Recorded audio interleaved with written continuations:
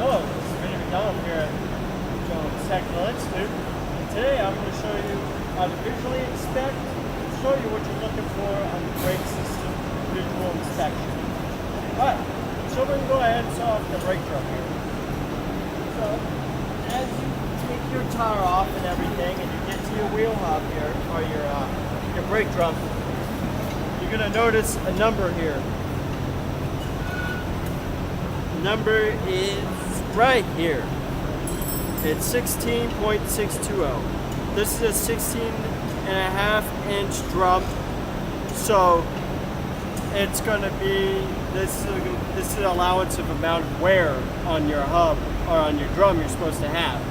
And what I mean is when your shoes touch your drum, it's going to wear.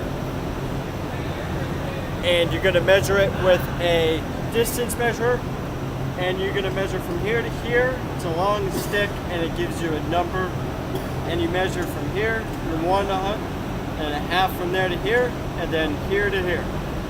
And then if those are within this specification, they need to be replaced. And when you're inspecting this, you got to specifically remember that these vehicles are going to be coming in another service. So if it is close to this number, you replace it, because it's going to do that amount of wear within the next service. Alright, so this is the brake drum, and you see inside here where it's shiny and where you see some blackness. This are burn marks and caused from dirt and gook inside of it. If there's burn, some cracking is this from the heat that is from the friction of the drum and the pads together over long distance and long time. There's shiny black, and black is from oil from your seal. It could be leaking up into your drum here, and that's going to cause brown and could cause black burn marks and could cause more heat, and which would cause a crack and damage. And these things are going to cause your brakes to fail, not feel correct, a shake, a shimmy as you brake, and not good braking power. Alright, so that's how to inspect for cracking and your drum. Alright, so now we're going to come to our brake shoes and brake pads. Alright, so you got your brake pads here. Figure your drum is rotated, and this is going to stop it. So you're going to want an even wear on this, an even amount of brake pad on it to distribute the weight evenly, and for it to brake nicely and quickly and evenly and smoothly. So you're going to want these pads to be all about this height, the even wear. As you see here, that's not even at all. This is causing a good amount of wear here and not here. So this is not braking very nicely, and this would need to be replaced. These would need to be replaced because they're not wearing evenly. And this is what you're looking for your brakes pads. So when you come to your brake pads, what's keeping these together is a center roller and 2 springs. All right, and through time and heat, these springs are going to lose their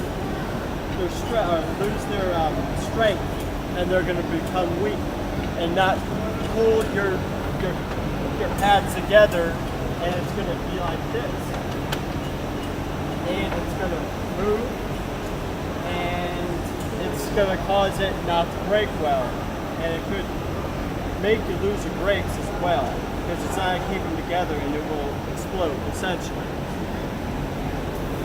Alright, so we also have rollers here connected to your S-cam, which helps you brake, keeps your tension on your brake pads, which this will keep your brakes strong and tight and right. This S-cam is connected to your ASA, your automatic slack adjuster. There's a couple different, there's another one, a manual type, but this one's automatic. Alright, what the automatic slack adjuster does is it makes up for the distance of your brake drums, or your brake pads, your brake drums, to keep them at even width away from your brake drum.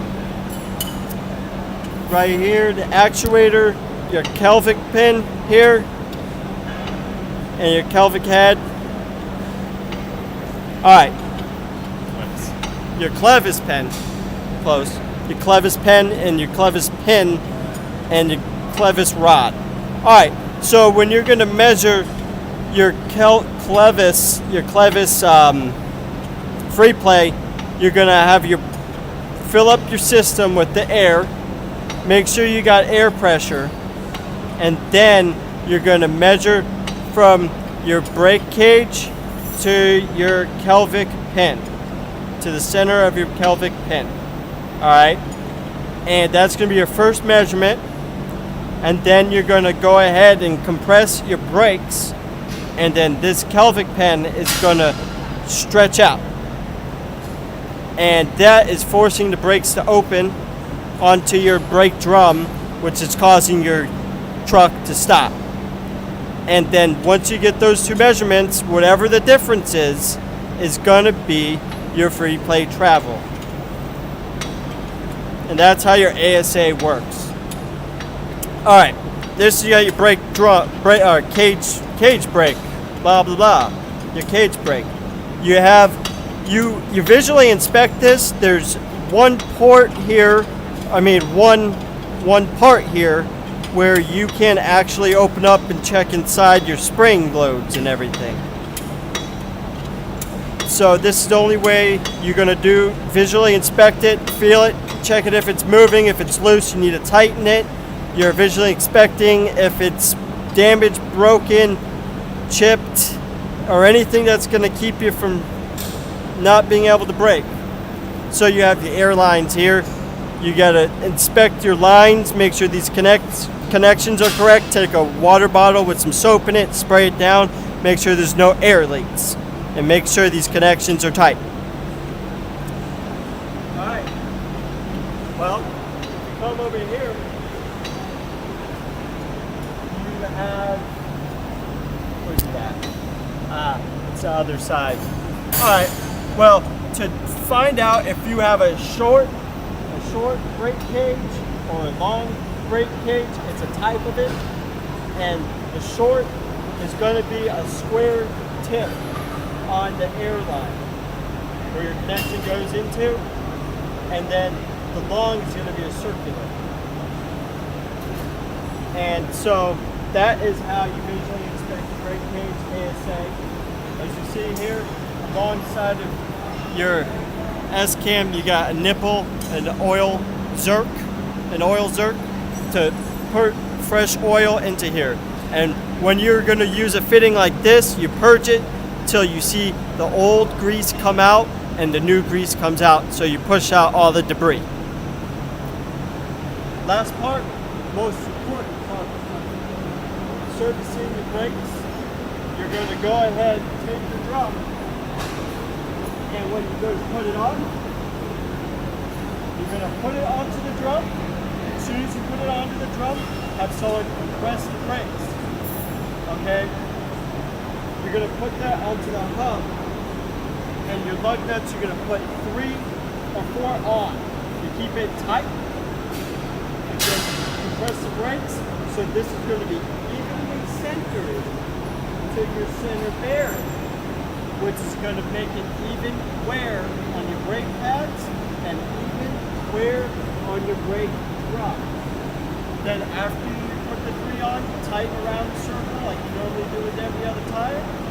And that is how you visually inspect and service the brake system.